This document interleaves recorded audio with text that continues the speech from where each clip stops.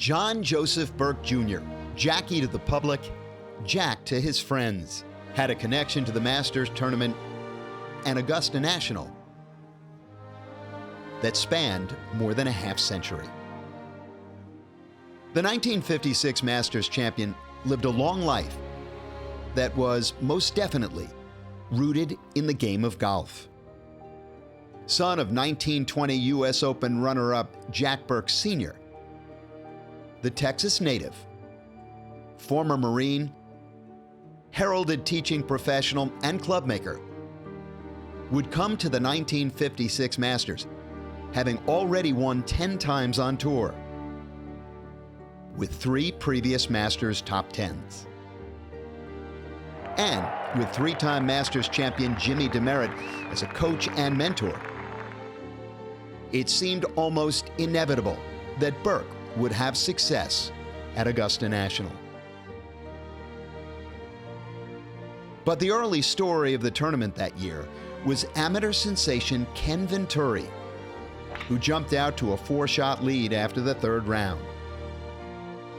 Burke was 8 shots back.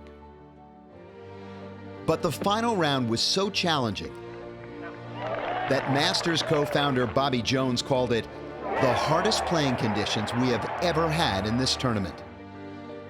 Burke would close with a 71, 9 shots better than Venturi's 80, to win his first major title. Later in 1956, he would go on to win the PGA Championship, the second and final major of his career.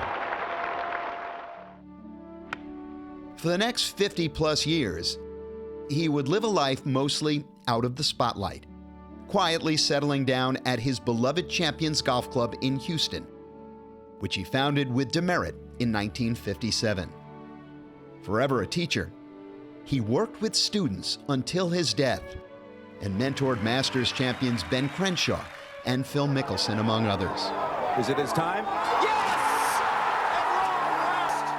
He once said, "I chose to spend a good proportion of my time with my wife and our kids because 20 years from now, I'd like to have a few other things in my life than just the joy of being recognized when I walk into a restaurant."